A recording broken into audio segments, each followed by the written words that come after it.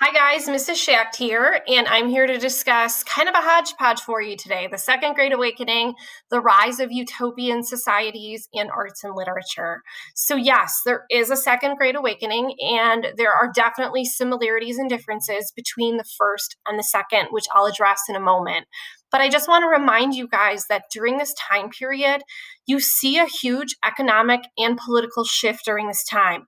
We've got the rise of new technology and a market economy, and we also have more Americans, specifically men, participating in the political process.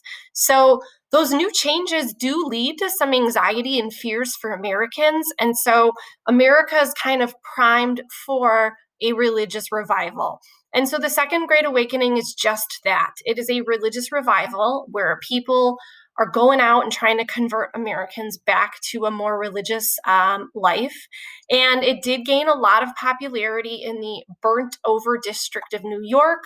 Nothing burned down. It just refers to the fact that everybody in this area of New York was converted.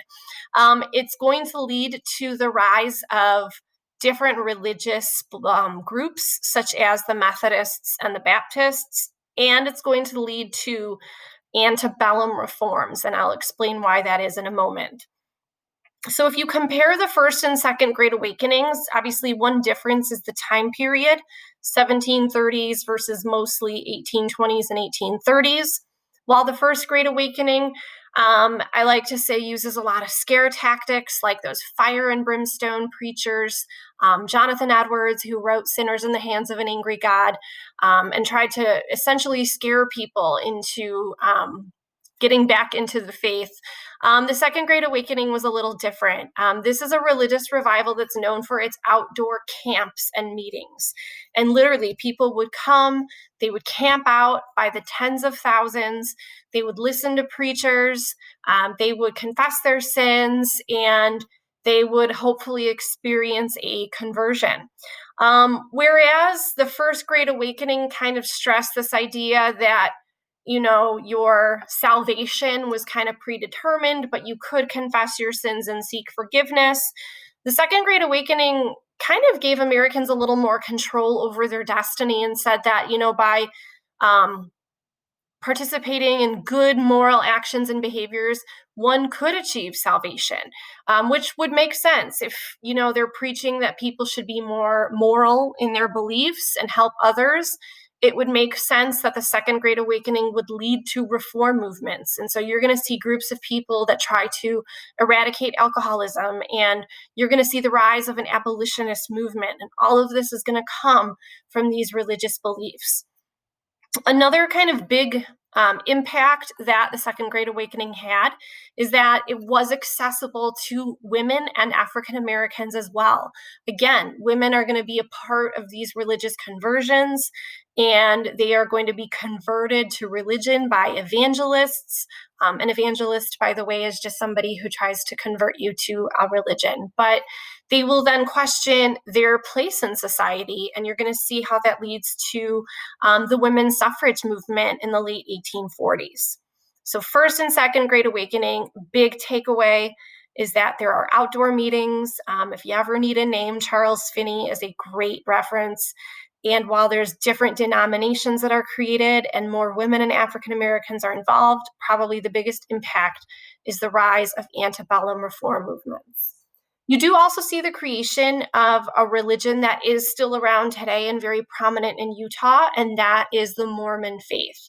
The Church of Jesus Christ of Latter-day Saints was founded by Joseph Smith in 1830, and the Mormons followed a book that he wrote called the Book of Mormon. He was ostracized from New York and other states before settling in Illinois, where he was assassinated in 1844. And so a gentleman by the name of Brigham Young took the Mormons out to Utah, where they settled in Salt Lake City. And if you go to Utah today, not only will you see Brigham Young University, but you will see a very prominent Mormon presence.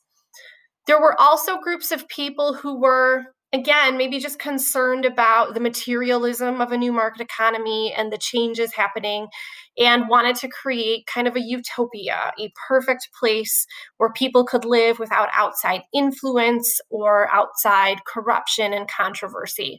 So there were over 80 utopian communities created in the 1840s alone. They were communal societies, so people typically shared the land and shared the resources. And probably the most prominent or famous was the Oneida, again created in New York in 1848. They did believe in social and economic equality. They shared all the resources, including marriage partners, which became very scandalous and controversial for a time. But they also created, oddly enough, a bunch of silverware. And Oneida silverware is still around today. I bet if you maybe even check your kitchen drawers, you might find some forks and knives created by the Oneida. It is a company that's still around today. You also have another example would be the Shakers. They also shared property and resources, but believed in keeping women and men separate, and achieved about 6,000 members in the 1840s.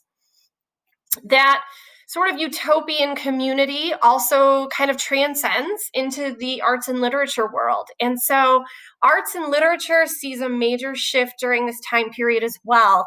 And you see the rise of a movement called Transcendentalism. So for those of you that are in American literature or AP Lang, my guess is that you will learn about this year if you haven't already done so.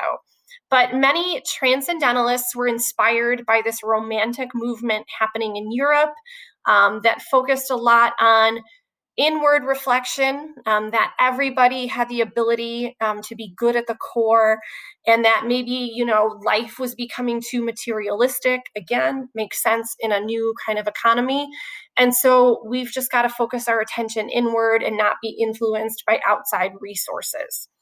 Several, you probably may recognize Ralph Waldo Emerson and Henry David Thoreau, but many intellectuals actually did create a utopian community known as Brook Farm in 1841, where there was this kind of communal living situation among many writers and artists.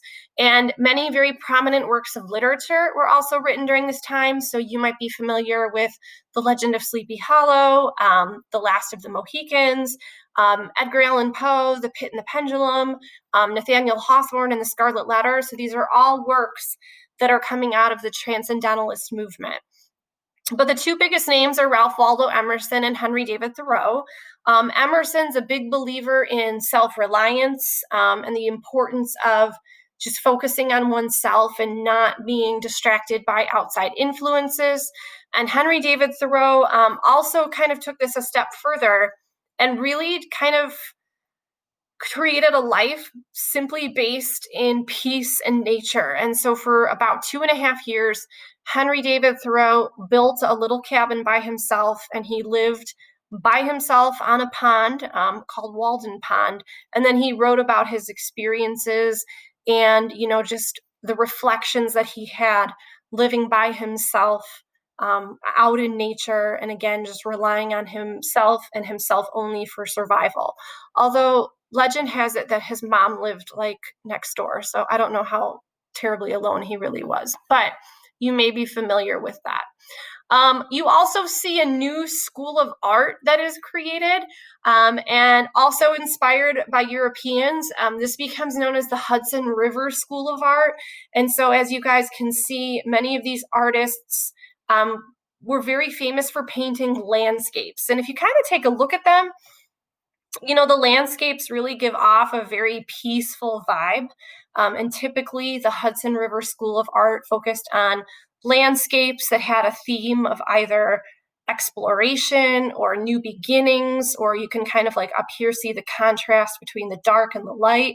And so again, focusing on nature in this transcendentalist movement also spilled over into art. Wouldn't be a video without some vacation photos. So if you guys ever find yourselves in Boston, rent a car, go to Concord, Massachusetts. You can visit all sorts of graveyards, including the gravestone of the Thoreau family.